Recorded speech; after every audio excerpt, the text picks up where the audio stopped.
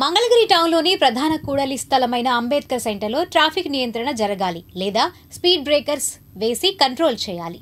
వీక్షిద్దాం నేటి common sense.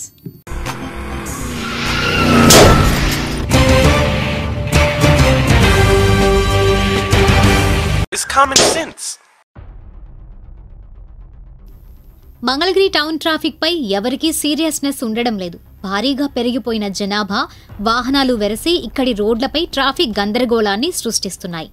రాజధాని పరిధిలోని ఓ ముఖ్యమైన మున్సిపల్ కార్పొరేషన్ అనే స్పృహే ఉండడం లేదు. ఇంకా చెప్పాలంటే రాష్ట్ర ప్రభుత్వంలో కీలకమైన మంత్రిగా ఉన్న నారా లోకేష్ నియోజకవర్గం అనే భావన కూడా సంబంధిత అధికారులకు ఉండడం లేదేమో అనిపిస్తోంది.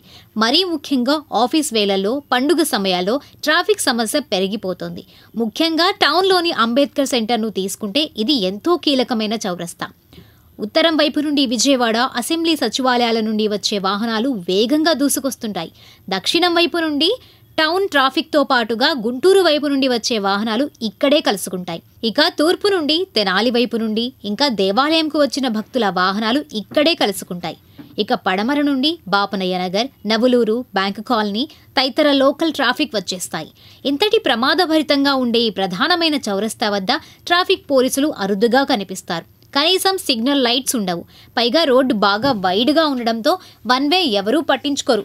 ఇష్టానుసారంగా ఎదురు బొదురుగా డిసిప్లిన్ లేకుండా దూసుకొస్తుంటారు. ఆర్టీసీ బస్ స్టేషన్ కూడా ఇక్కడే ఉండడంతో ఆయా వాహనాలు భయపెడుతుంటాయి. ఈ నేపథ్యంలో అంబేద్కర్ క్రాస్ రోడ్స్ వద్ద పాదాచారులకు, టూ వీలర్స్ వారికి ప్రాణ సంకటంగా తయారైంది.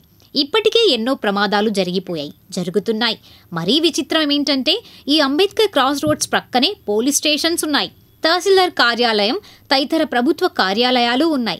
కోర్టులకు వెళ్లే న్యాయమూర్తులు, లాయర్స్ ఇటు నుండే వెళ్లాలి.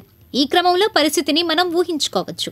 వెంటనే ఇక్కడ స్పీడ్ బ్రేకర్స్ వేయాలి లేదా సిగ్నల్ లైట్స్ అరేంజ్ చేయాలి. రాష్ట్ర స్థాయిలో పేరొందిన పుణ్యక్షేత్రంగా ఉన్న పానకాల స్వామి, శ్రీ లక్ష్మీ నరసింహస్వామి ఆలయాలకు వెళ్లే రహదారి కూడా ఇదే కావడాన్ని గమనించి తగు జాగ్రత్తలు తీసుకోవాలని ప్రజలు కోరుకుంటున్నారు.